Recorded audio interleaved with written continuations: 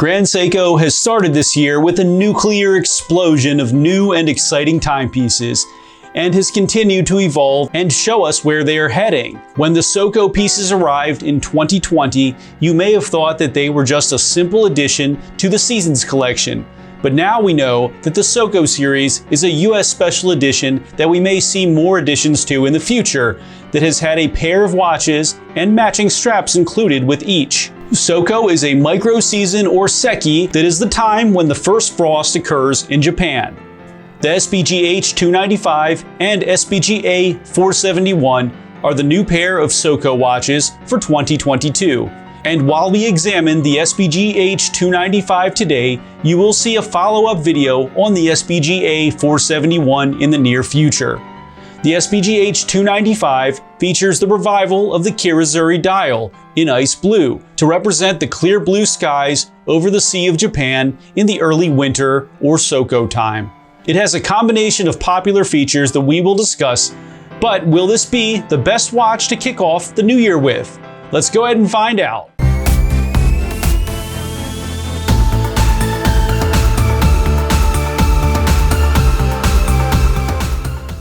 What's up everyone, it's Chris with the Little Treasury channel. Welcome back. This is where we bring you awesome watch content at least once a week. If you haven't already, please make sure to smash that subscribe button and hit the notification bell to be alerted as soon as we upload. I'm from Little Treasury Jewelers, which is located in Gambrills, Maryland, and it's where you go when you're in the know. As always, the watches that I review are for sale and can be purchased, so please see the description below to contact us. If you're just joining us, I'll go over the watch's detailed measurements and features, and then I'll offer my humble opinion at the end. In our last video, I reviewed the Grand Seiko SBGM247, which is an automatic version of the SBGN005. And I recommend checking this one out if you have loved how the 005 looked, but just wanted it to be automatic, because I do an in-depth comparison of the two in this video. Before we do a wrist check, I just wanted to let you all know my plans for the year.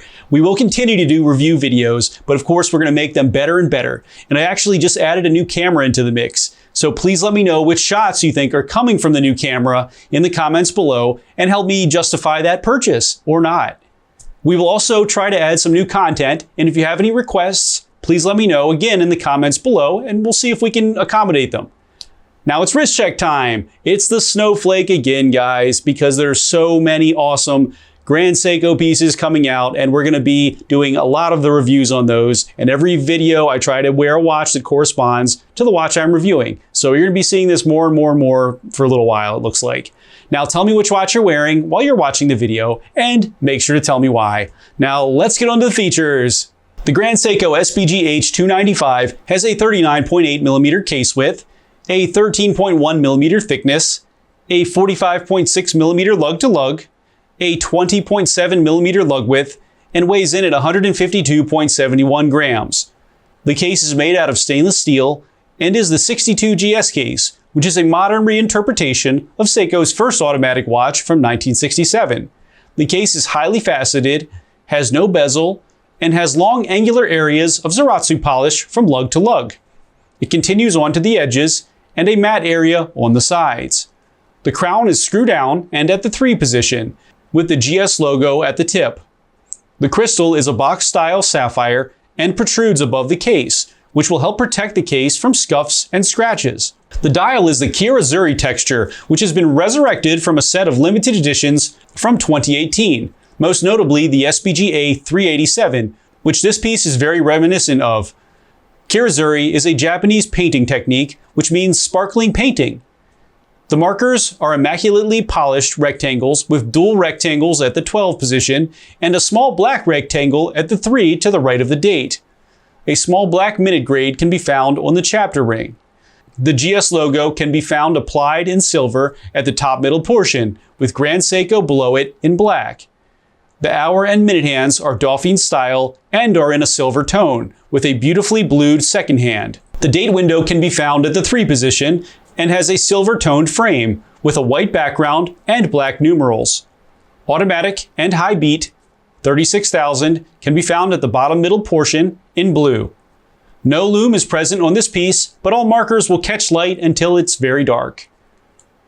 The case back is open and shows off the 9S85 caliber, And the rotor is changed and only says Grand Seiko instead of Grand Seiko with the GS above it. The movement is the 9S85 movement, which is Grand Seiko's in-house high-beat 36,000 beat per hour caliber that has a 55-hour power reserve and is accurate to between gaining 5 and losing 3 seconds per day. This type of movement is highly sought after, and only a few companies are capable of producing a 36,000 beat per hour mechanism.